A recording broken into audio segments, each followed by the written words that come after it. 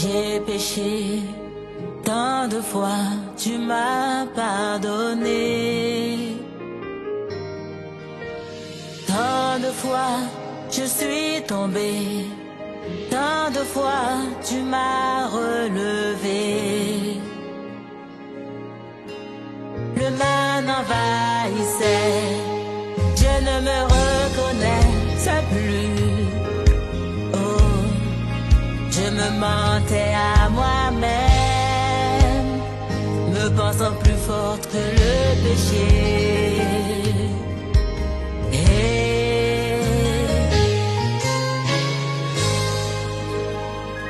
Pardon, pardon.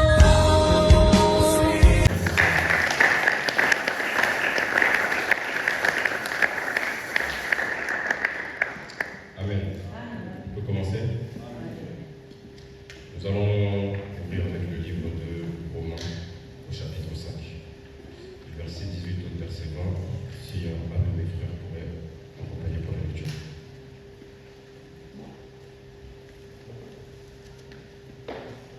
Romains 5, 18 à 20.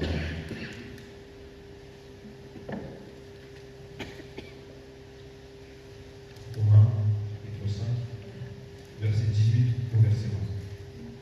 Est-ce que l'Assemblée est trouvée? Amen.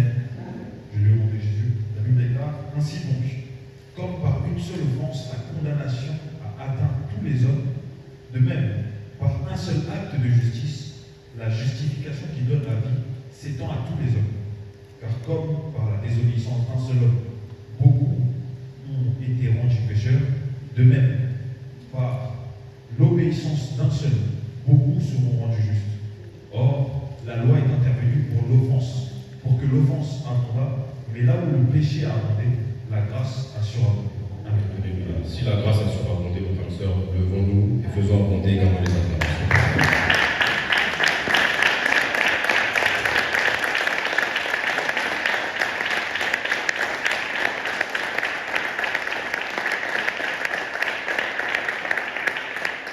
Prenez place, que Dieu vous bénisse au nom de Jésus-Christ.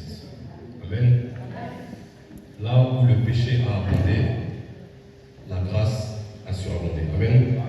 Mes frères et sœurs, si je vous dis il est vivant, vous me répondrez. On va essayer tous ensemble. Il est vivant. Il est vivant. Il est vivant. Il est ressuscité.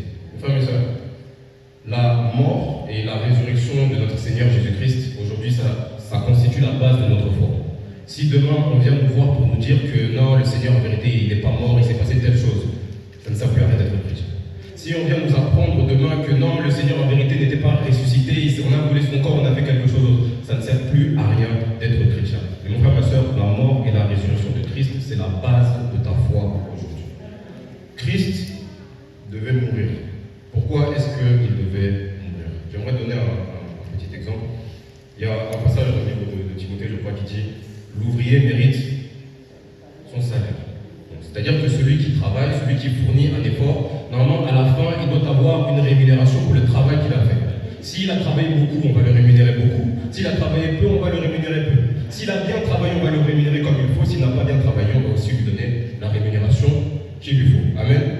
Alors, mes frères et mes sœurs, j'aime une chose qui se passe dans la Bible lorsque nous regardons dans le jardin d'Éden. Le Seigneur a pris l'homme, il l'a placé dans le jardin, et il l'a placé dans le jardin, il lui a dit: tu vas travailler ce jardin, tu vas commencer à le cultiver. Mon frère, ma soeur, l'image du jardin, c'est de montrer que tout ce que l'homme va semer dans sa vie, il finira toujours par le récolter. Tout ce que tu vas mettre en terre, tout ce que tu vas faire, tout travail que tu vas fournir, tu vas toujours le récolter. Si tu as semé le bien, sois-en sûr, tu récolteras également le bien. Si tu as semé le mal, sache-le également que tu récolteras le mal. Alors, ce qui est bien aussi avec ce système que Dieu a établi, c'est que en général, on sème un peu, mais on récolte beaucoup. Lorsque tu sèmes une quantité, en général, tu récoltes une plus grande quantité. Il suffit juste d'un grain de tomate pour avoir un plant de plusieurs tomates. Il suffit juste d'un épi de maïs pour avoir plusieurs maïs. Il y a une question que j'aime beaucoup poser. J'aime toujours poser cette question. Il a fallu combien de péchés pour que l'homme fasse sortir l'homme, pour que Dieu fasse sortir l'homme du jardin? Il suffit d'un seul péché. Mais un seul péché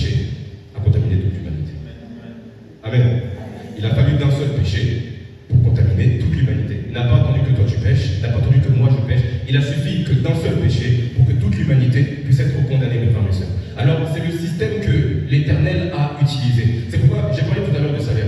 Dans la Bible, on dit quelque part, le salaire du péché, c'est quoi? C'est la mort. Donc, il fallait qu'après ce que Adam avait commis, qu'il puisse être également rémunéré.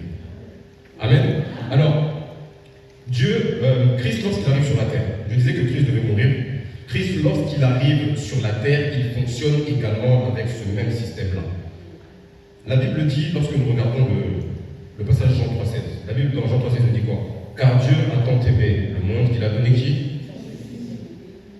Son fils unique. C'est-à-dire que Dieu, à cette époque-là, il avait combien de fils? Il en avait un seul. Mais il fallait que ce fils-là aille à la mort, il fallait que ce fils-là aille sous terre, il fallait que ce fils-là soit enterré, il fallait que ce fils-là pourrisse pour produire une douzaine, une multitude de fils et de filles en Jésus-Christ. Amen. Il a suffi de la mort d'un seul fils pour qu'aujourd'hui nous puissions constituer cette assemblée que nous sommes famille éternelle aujourd'hui. C'est le système que Christ a utilisé. En d'autres termes, mon frère, ma soeur, Christ devait mourir parce que s'il n'était pas mort, il serait resté fils unique. Tandis qu'aujourd'hui, il est ce qu'on appelle le premier-né d'un grand nombre de frères. Amen. Est-ce que vous pouvez acclamer pour le Seigneur?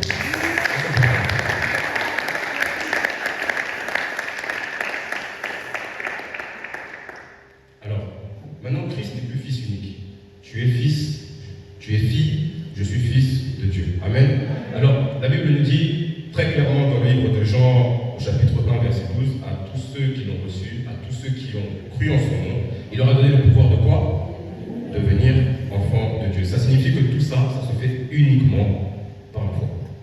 Nous allons prendre un passage dans le livre d'Hébreux. Hébreux au chapitre 11, verset 19.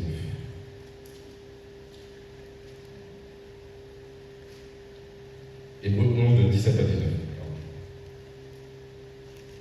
Chapitre 11, verset 17 au verset 19. Amen, jusque l'assemblée a trouvé.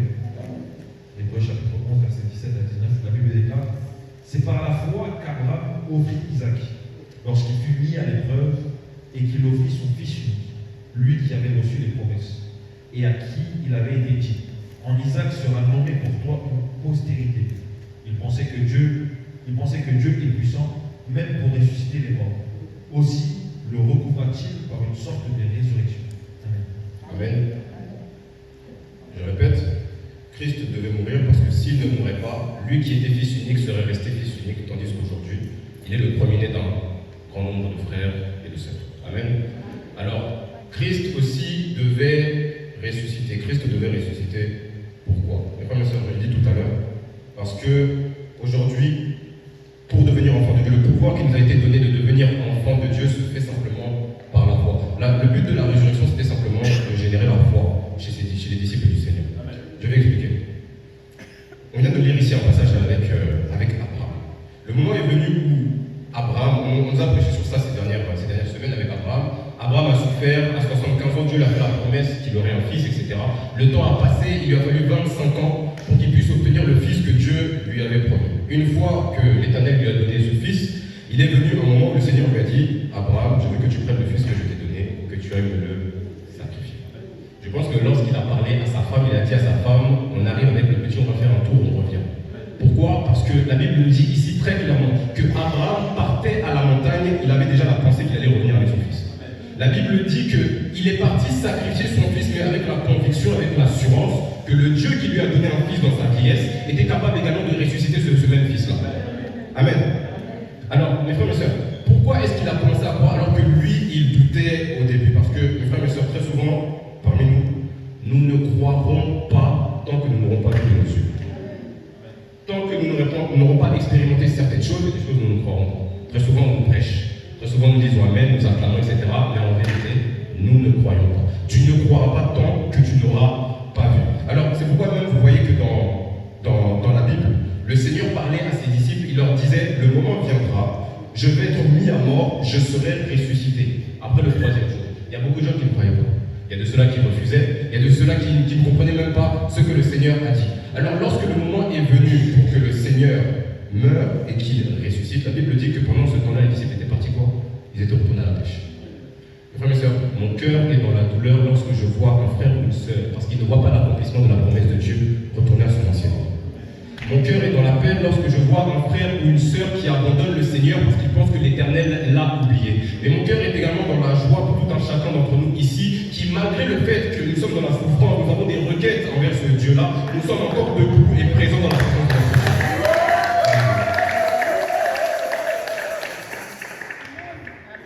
Amen. C'est pourquoi il y a encore un autre exemple que j'aime beaucoup dans cette Bible. C'est l'exemple de Thomas. On nous parle de Thomas. On nous dit que le Seigneur était ressuscité, on avait affirmé tous les disciples, sauf que Thomas n'était pas là à ce moment-là. Alors Thomas a dit, tant que je ne verrai pas ce Seigneur-là ressuscité, je ne croirai pas. Mes frères et sœurs, il a fallu que Thomas mette son doigt dans les trous du Seigneur, qu'il mette sa main dans son côté pour finalement croire. Le Seigneur lui a dit, heureux celui qui a vu, celui qui a cru, sans avoir vu, mes frères et sœurs. Parce que le but du Seigneur, là où le monde nous dit qu'il faut peut-être le voir pour le croire, ce que Dieu te demande aujourd'hui, c'est de le croire pour le voir. Avant même de voir ce que le Seigneur veut faire pour toi, tu dois commencer d'abord par le croire, mon frère. Amen. Alors, regardez, pourquoi est-ce que le Seigneur demande la foi? Je reviens encore au système que je vous ai donné tout à l'heure. Lorsque tu sèmes une quantité, normalement tu es censé récolter une quantité qui est supérieure à ce que tu avais semé. Alors, il y a une parole qui nous dit, le moment est venu où il y a un homme qui avait son fils. Son fils était, j'ai oublié le terme, son fils était malade, il se jetait dans l'eau, il se jetait dans le feu. Et la Bible dit que cet homme-là est parti présenter son fils aux disciples du Seigneur. La Bible dit que les disciples du Seigneur n'ont pas été capables de faire sortir le démon de l'enfant. Alors l'homme est venu voir le Seigneur, il a dit, Seigneur, j'ai donné mon fils à tes disciples, ils n'ont pas été capables de le délivrer. Alors, lorsque les disciples ont demandé au Seigneur, Seigneur, pourquoi est-ce que nous n'arrivons pas à faire sortir ce démon-là? Il leur a dit, si seulement vous avez un peu de foi, comme quoi? Comme un grain de sénévé. Donc la foi est une semence. Il suffit juste d'un peu de foi pour obtenir des grands résultats. Frères et sœurs, je prie parce que nous sommes dans une saison de promesses. Nous sommes dans une saison d'accomplissement. Je prie pour la petite foi de quelqu'un que ça apporte une guérison quelque part. Je prie pour la petite foi de quelqu'un que ça apporte la restauration quelque part. Je prie pour la petite foi de quelqu'un que ça apporte la restauration d'une famille, la réconciliation. Je prie pour la petite foi de quelqu'un, mes frères et sœurs, que ça puisse produire des grands résultats dans ta vie par le nom puissant de Jésus-Christ. Alléluia. Alors, nous allons avancer. Prenons le livre de Philippiens.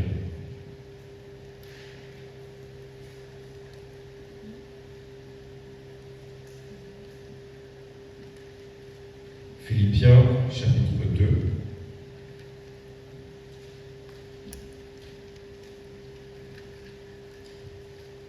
Philippiens, chapitre 2, verset 5 à verset 11. Parce que l'Assemblée, je lis au nom de Jésus, la Bible déclare, ayez en vous les sentiments qui étaient en Jésus-Christ, lequel, existant en forme de Dieu, n'a point regardé comme une proie à arracher d'être égal avec Dieu, mais s'est dépouillé lui-même en prenant une forme de serviteur, en devenant semblable aux hommes et ayant paru comme un simple homme. Il s'est humilié lui-même, se rendant obéissant jusqu'à la mort, même jusqu'à la mort de la croix. C'est pourquoi aussi Dieu l'a souverainement élevé et lui a donné le nom qui est au-dessus de tout nom, afin qu'au nom de Jésus, tout genou fléchisse dans les cieux, sur la terre et sous la terre, et que toute langue confesse que Jésus-Christ est Seigneur, à la gloire de Dieu le Père. Amen.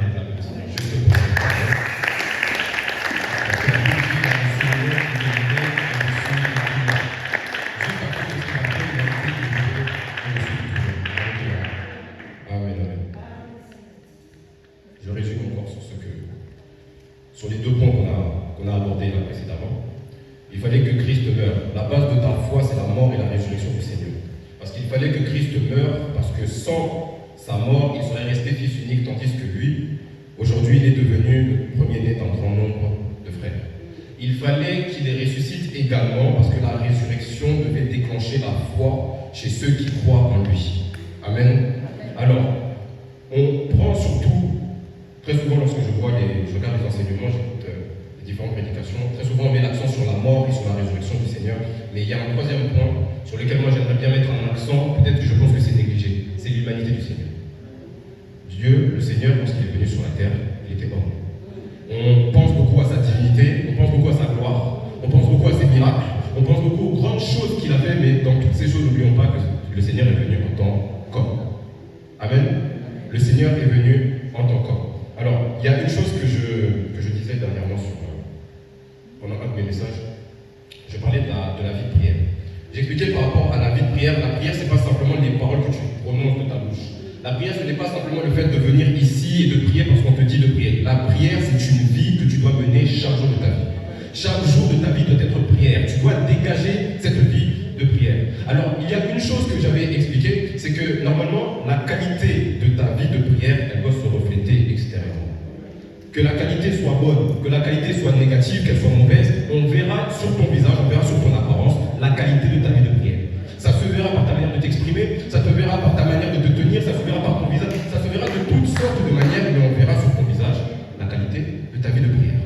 Amen. Alors, je repose une question que j'avais posée la dernière fois. Est-ce que vous pensez que je suis capable, ou que j'ai le droit de prêcher une parole que moi-même je ne vis pas? Avant même, mon frère, ma soeur, que je puisse te prêcher une parole, cette parole, je dois l'avoir sur moi. Avant même que je puisse te sortir les paroles de ma bouche, mon frère, ma soeur, tu dois voir dans mon comportement que je vis cette parole. Alors nous qui prêchons, nous qui évangélisons, nous qui allons dehors, nous qui parlons d'être chrétiens, d'être enfants de Dieu, avant même d'ouvrir nos bouches, mes frères, mes soeurs, ça doit se montrer sur notre comportement. Amen. Alors, mes frères, mes soeurs, pourquoi est-ce que je dis que l'humanité, c'est aussi un pilier de ta foi en Jésus-Christ?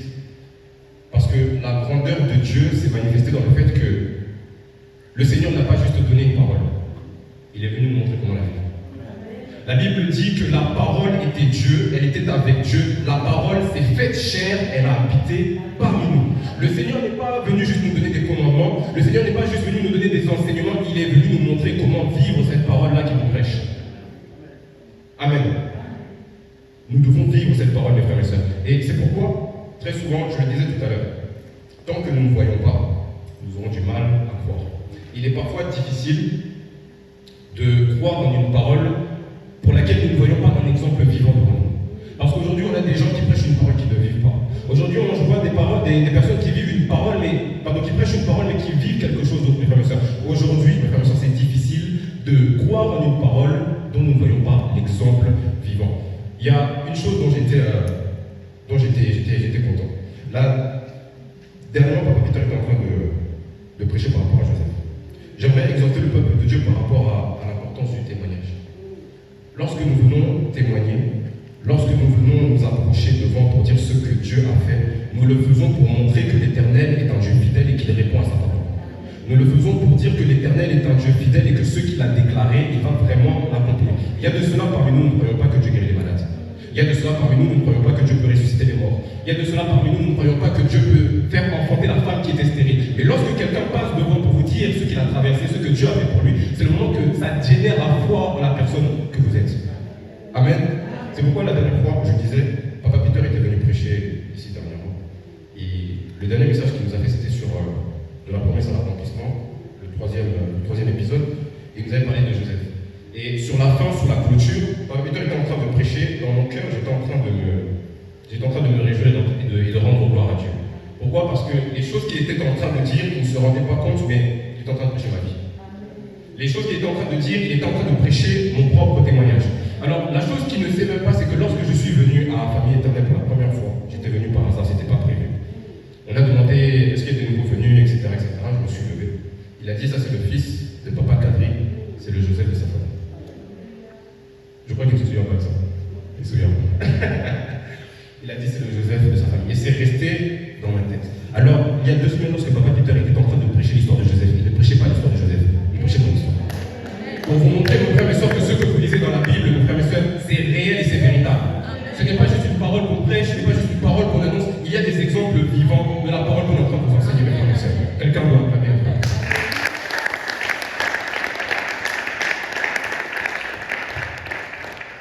C'est pourquoi la Bible dit quelque part, le Seigneur est l'image visible du Dieu invisible. Ce Dieu-là, nous le prêchons, nous entendons parler de lui, mais nous ne le voyons pas. Il faut qu'on puisse manifester ce Dieu-là. Il faut qu'on puisse manifester les caractéristiques de ce Dieu-là. C'est pourquoi le moment était venu où le Seigneur était en train d'enseigner ses disciples par rapport au Père. Il leur disait, je suis le chemin, la vérité et la vie. Nul ne peut venir au Père si ce n'est que par moi. Alors, il y a quelqu'un qui s'est énervé, qui s'est fâché, du nom de Philippe. Il a dit, Seigneur, depuis tu nous parles du Père, montre-nous simplement le Père, cela nous suffira. Mes frères et sœurs, le Seigneur a répondu une chose. Il a dit, lorsque tu me vois, ne sais-tu pas que celui qui m'a vu, il a également vu le Père. Mon frère, ma sœur, celui qui te voit, il doit voir le Père. Celui qui te voit, il doit voir Dieu à travers toi. Lorsque tu parles de ce Dieu-là, on doit sentir que tu connais ce Dieu-là. Lorsque tu pries ce Dieu-là, on doit sentir que tu sais à qui tu t'adresses. Lorsque tu es en train de faire quoi que ce soit envers ce Dieu-là, mon frère, ma sœur, on doit sentir que tu connais ce Dieu-là. Alléluia. Celui qui m'a vu a vu le Père. Alors, c'est pourquoi, moi, mes frères et sœurs, je vous répète encore, et je repose la question, serais-je capable de vous prêcher une parole que je ne vis pas? La parole que je vous prêche, mes frères et sœurs, c'est la parole que j'ai vécue. La parole que je vous prêche, c'est la parole que j'ai expérimentée. C'est pas quelque chose que j'ai vu dans la Bible, c'est pas quelque chose que j'ai pu faire des recherches, je ne sais pas quoi. C'est la vie que je mène, je suis venu vous prêcher aujourd'hui. Amen. Nous allons avancer. Prenons le livre de 1 Pierre.